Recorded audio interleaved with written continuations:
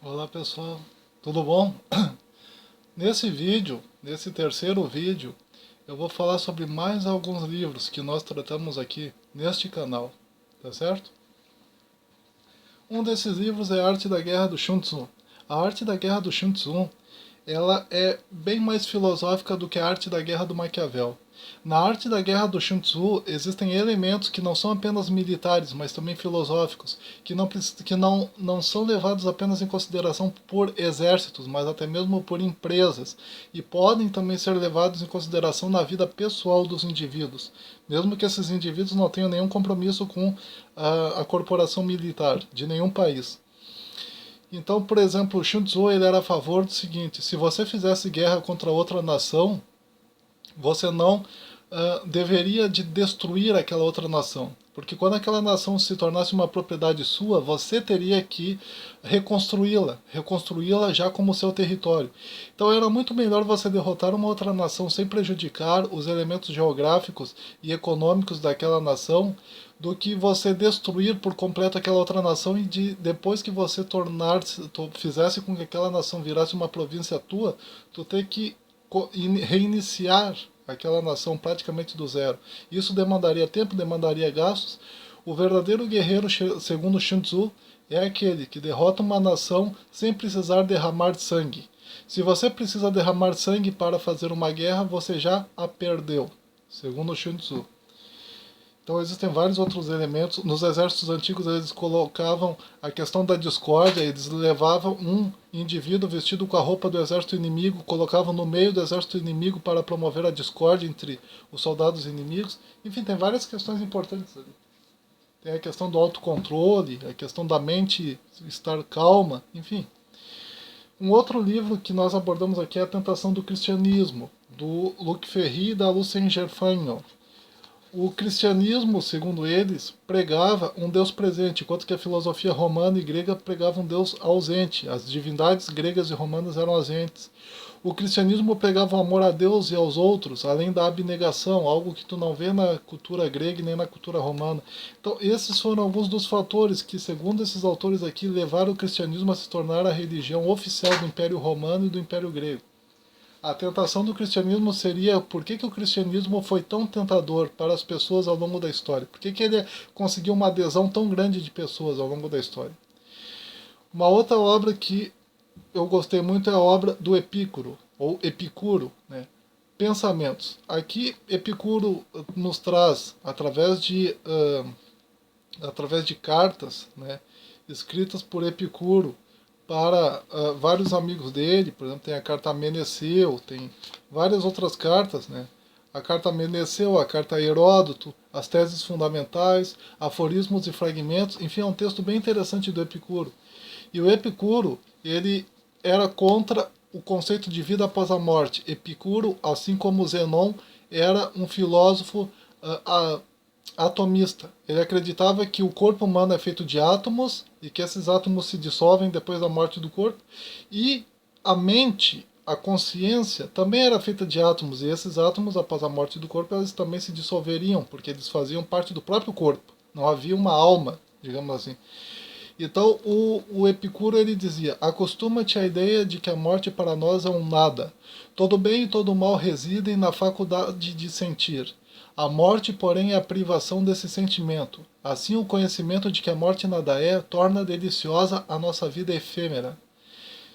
Contudo, esse saber não modifica em nada o tempo da nossa vida, mas nos leva a um estado de maior tranquilidade. Pois para aquele que sabe que não há nada após a morte, certamente não vai considerar nada nessa vida como sendo tão terrível assim.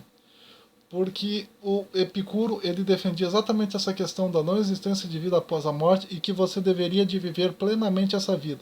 Só que viver plenamente a vida não era com hedonismo, com prazeres exacerbados nem nada. Na filosofia de Epicuro, viver plenamente a vida seria você viver de maneira ética, de maneira moral, de maneira correta, tá? E desejando a sabedoria, o conhecimento.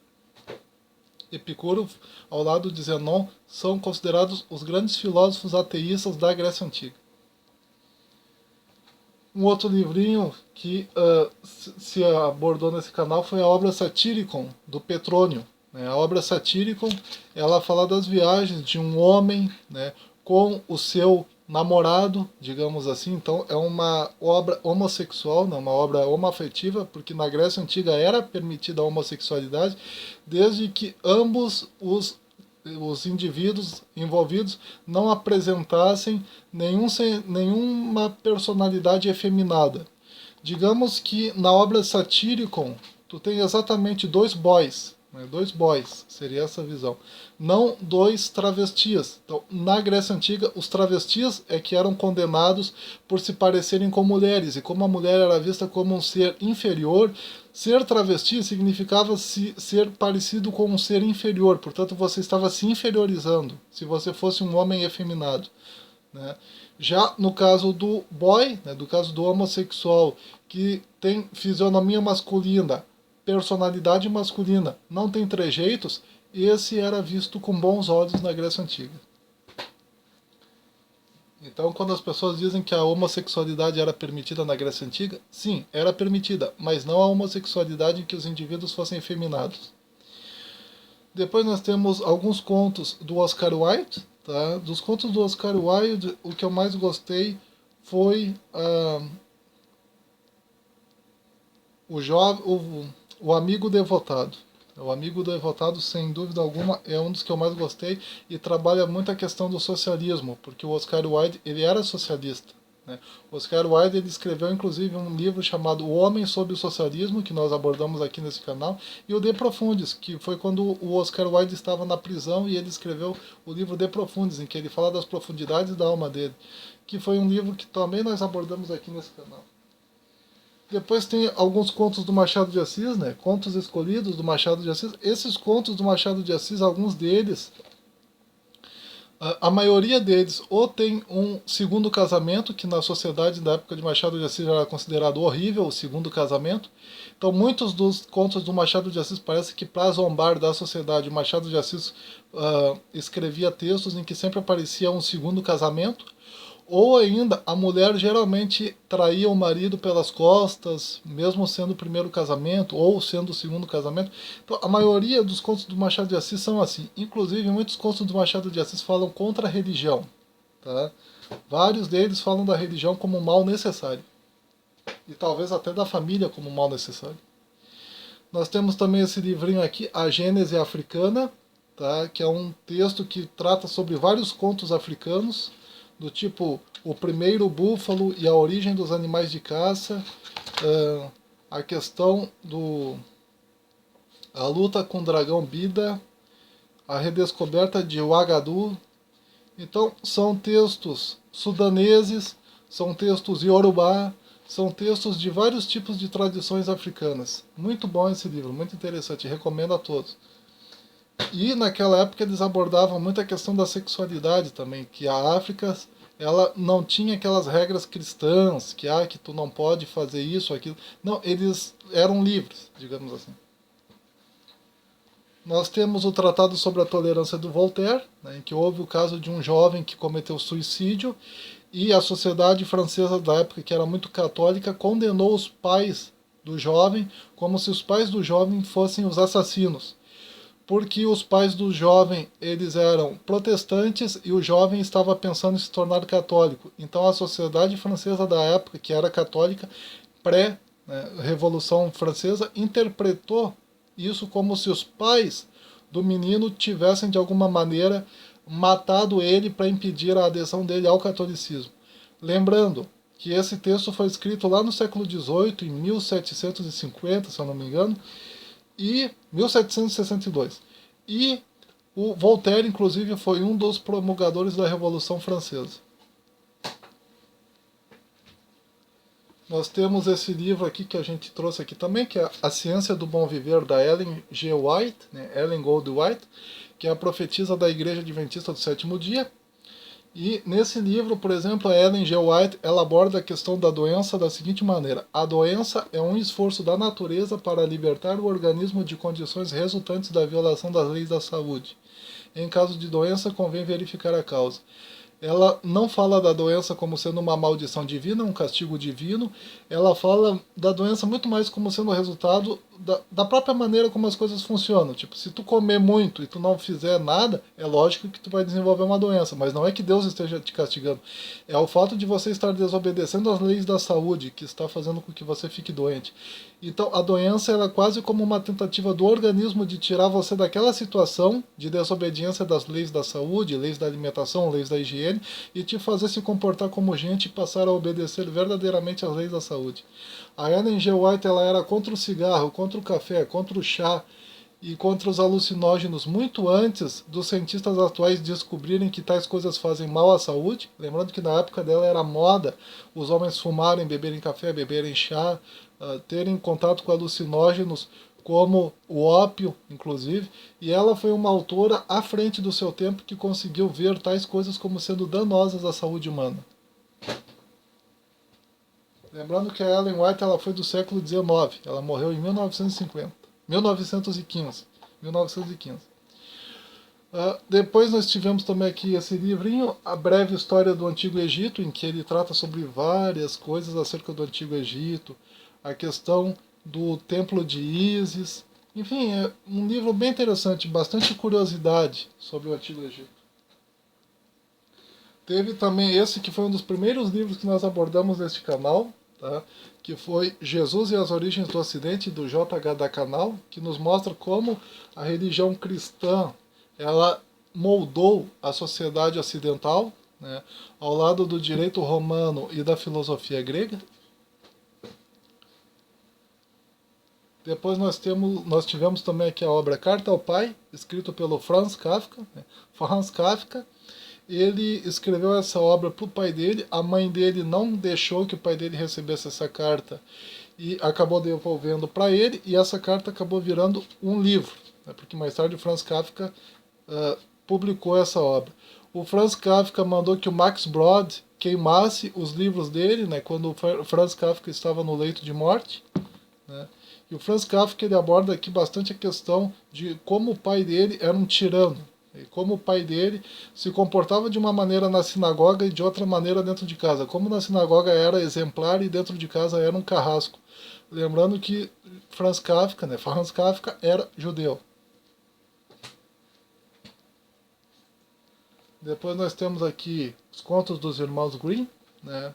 Os irmãos Grimm eles reuniram contos alemães em um único livro, né? Foram conversando com as pessoas da localidade, foram reunindo os relatos dos contos populares em um único livro, e esses contos populares originalmente eles eram bem violentos, tá? Eles não eram essa coisa maravilhosa que temos hoje em dia.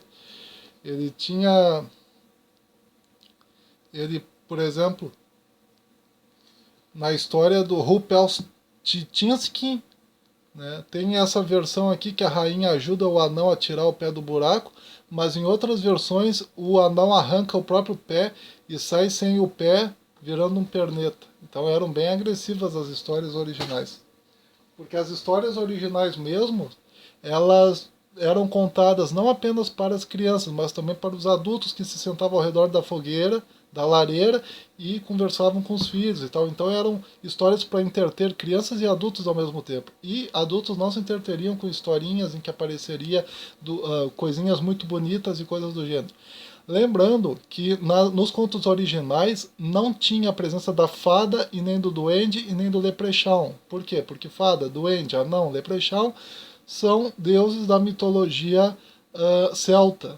Tá? Então não aparecia essas imagens. As histórias eram verdadeiramente católicas, então elas tinham um ar mais realista, católico, digamos assim. Depois teve uma outra obra do Franz Kafka que nós abordamos aqui, que é a Metamorfose, em que na obra Metamorfose tu tem a presença do personagem principal, né, que é o Gregor Samsa, se transformando num animalzinho que até hoje ninguém sabe qual é. Talvez tenha sido uma barata, talvez tenha sido um besouro, talvez tenha sido qualquer outra coisa. E ele morre e a história continua, né, porque nas obras do Franz Kafka tu não tem um personagem principal. Os personagens simplesmente vivenciam um momento, digamos assim. Depois nós tivemos a obra O Pequeno Príncipe, do Antoine de Saint-Exupéry, que é o Pequeno Príncipe, ele aparece como sendo um personagem muito bonitinho, muito querido e tal, mas no texto mesmo original, o Pequeno Príncipe comete suicídio, porque a única maneira dele voltar para o planeta dele é exatamente se uma cobra morder o braço dele. Então ele morre, na verdade. Na verdade, o Pequeno Príncipe morre e é engolido pela cobra. E isso não aparece nos filmes, não aparece nos desenhos animados, mas aparece aqui nesse livrinho. Então, o Pequeno Príncipe é uma história bem violenta, né? Então, seria tipo quase a figura de Jesus Cristo, porque a serpente seria o diabo que picaria o Jesus no calcanhar, segundo a Bíblia, e Jesus pisaria na cabeça da serpente.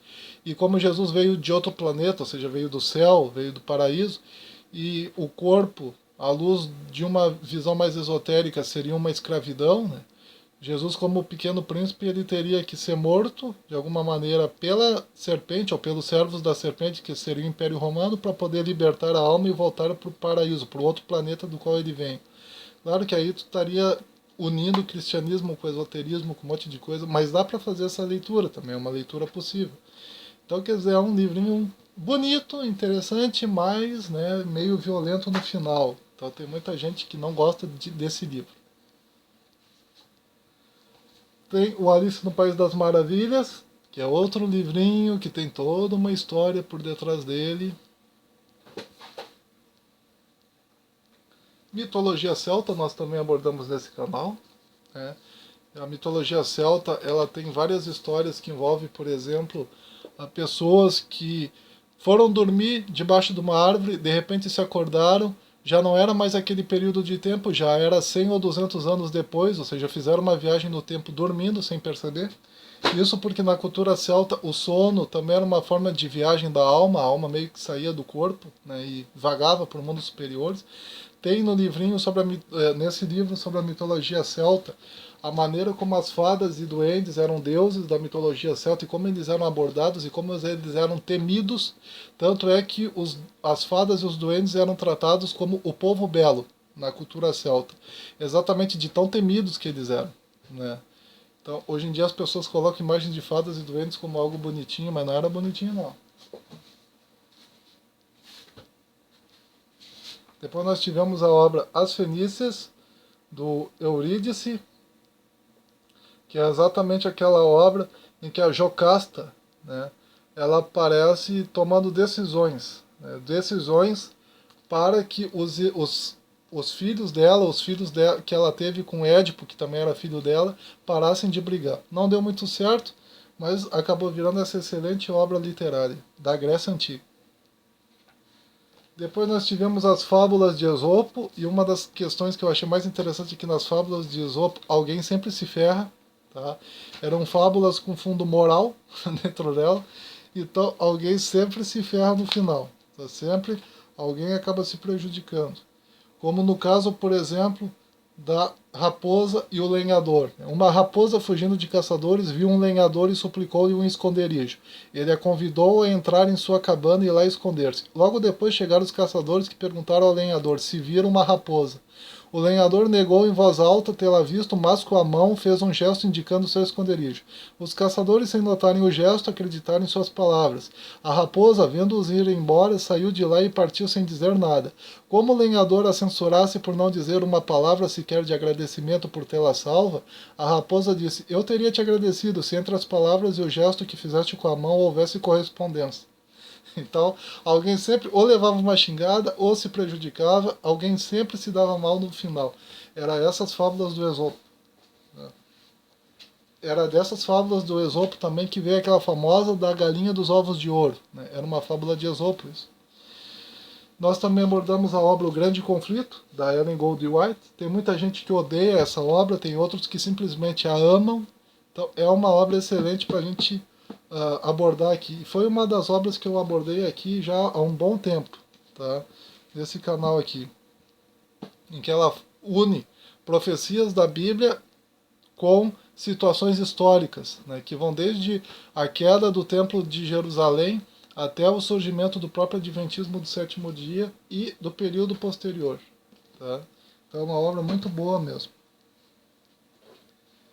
Depois nós tivemos a obra também aqui, Imortalidade ou Ressurreição, do teólogo adventista Samuel Bacchiocchi, que propõe, né, a visão adventista tendo como base elementos do grego e do hebraico, do Antigo e do Novo Testamento, para dizer que não existe vida após a morte, que é uma doutrina adventista, né, a doutrina da não existência de vida após a morte.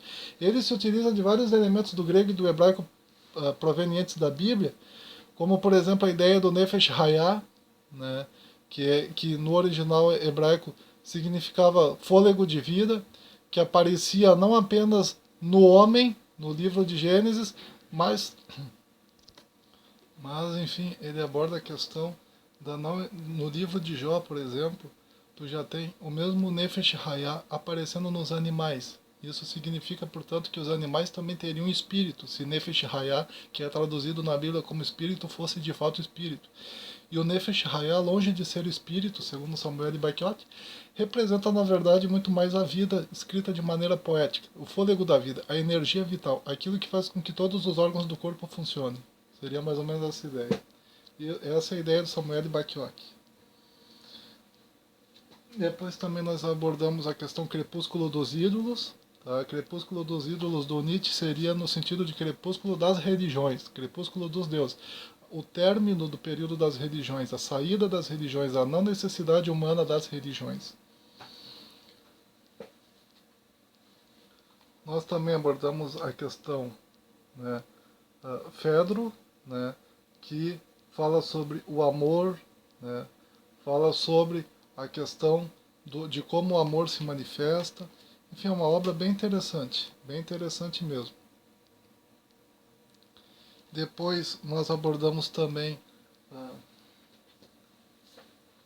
a Pedagogia do Oprimido, do Paulo Freire, né, que foi um escritor socialista, digamos assim, comunista, que tentou criar uma pedagogia comunista, em que não houvesse autoridade, o professor ele não fosse encarado como uma autoridade em sala de aula, mas sim como um auxiliador, um ajudador do aluno.